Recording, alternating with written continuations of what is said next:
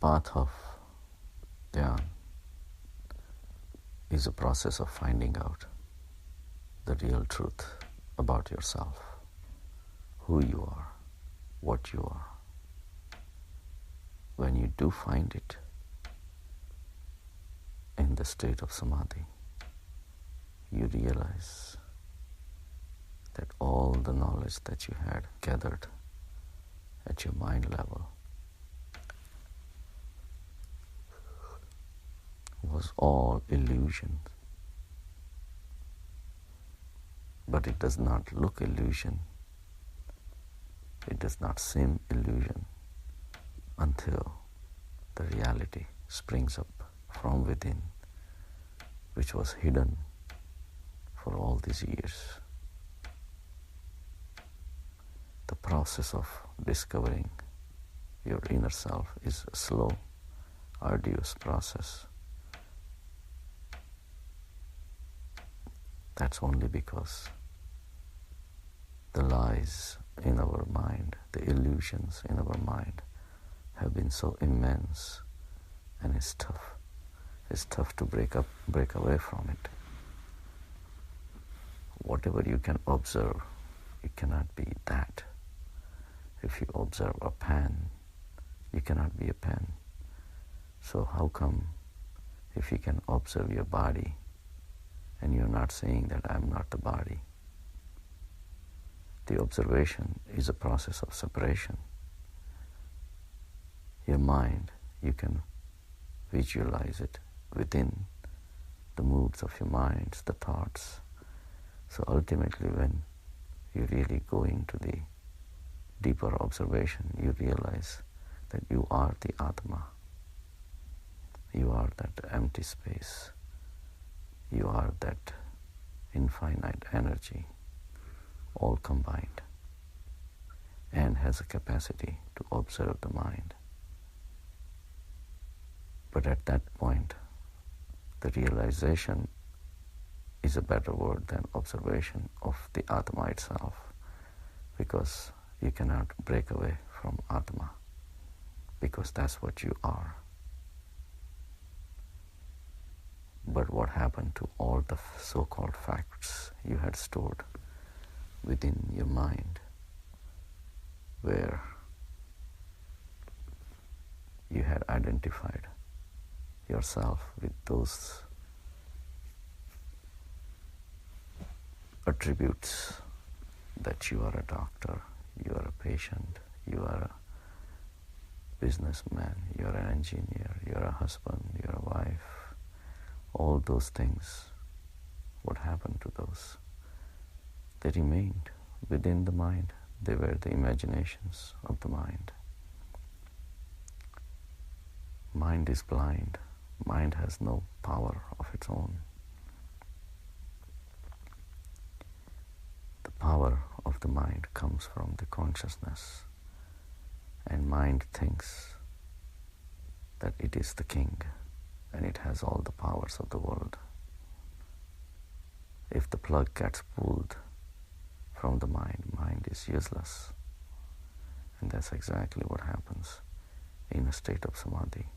You choose to hold on to that energy at the soul level, at the consciousness level, rather than giving it to the mind. Then the mind starts shrinking and becomes non-existent.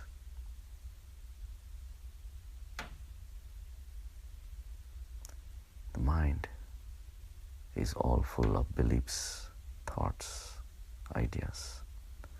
But these beliefs are perceived, they are not real. Just the way a monk called Nagendra was approached by a farmer who wanted to reach to the samadhi state. So Nagendra said, I do have a trick. I'm going to make you realize. All you have to do is go in that cave and I'll close the door. You stay there 3 days without any food, without any water. And you come out in 3 days, and you will have realized that all the things that you had believed are wrong. So he says, what else do I have to do? So Nagendra said, all you have to do is think of the most dear object of the world. So he thought, and finally he thought of his buffalo, which he loved the most because it helped him the most in the farming. He put that over his wife or children or other possessions. So Nagendra said, okay, so go inside the cave and think of that buffalo. So after 3 days, when the time came to open the door, Nagendra opened the door of the cave and he told the farmer to come out.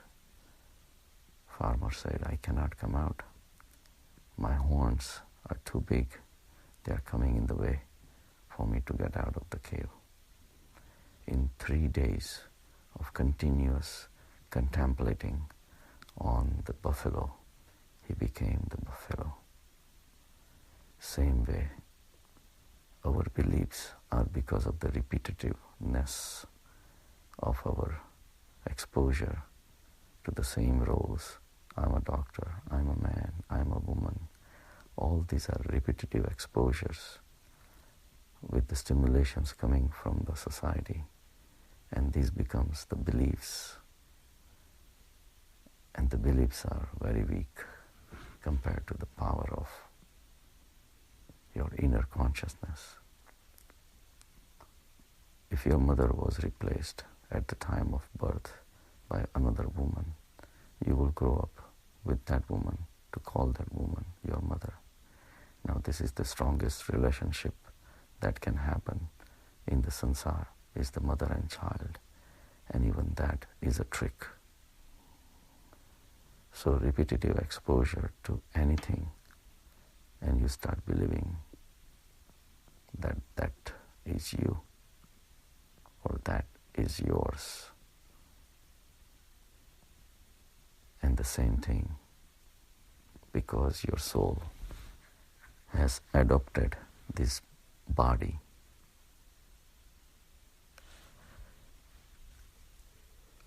as a vehicle to live this life.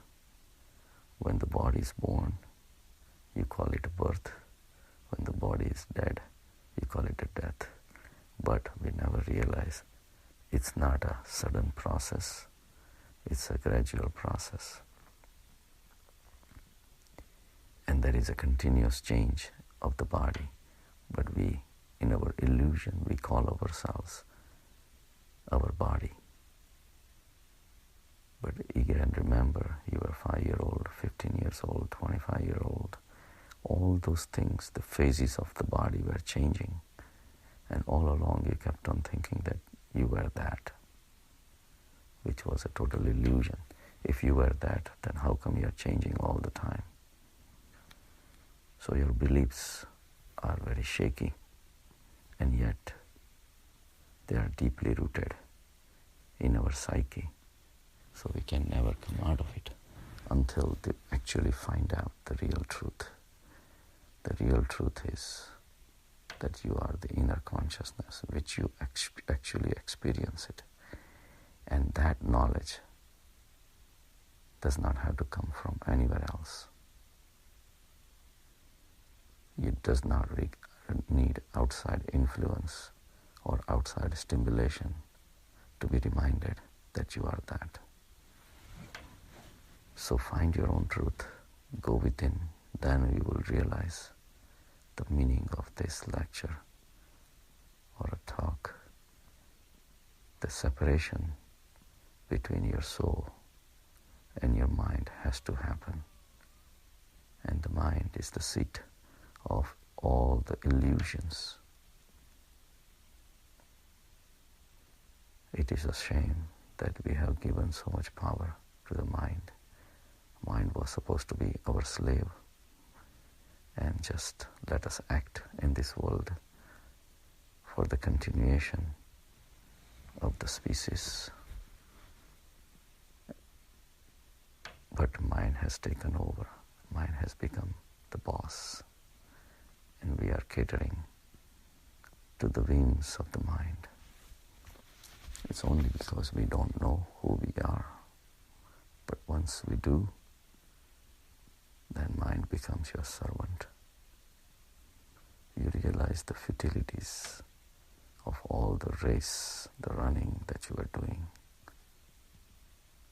So get to the state of realization and enjoy your life without taking it seriously, like a play. You play and then forget about it. You play with the life. Life itself becomes a football. You can toss it around the way you want, remaining free from every single aspect of life, never disturbing your inner space and inner peace.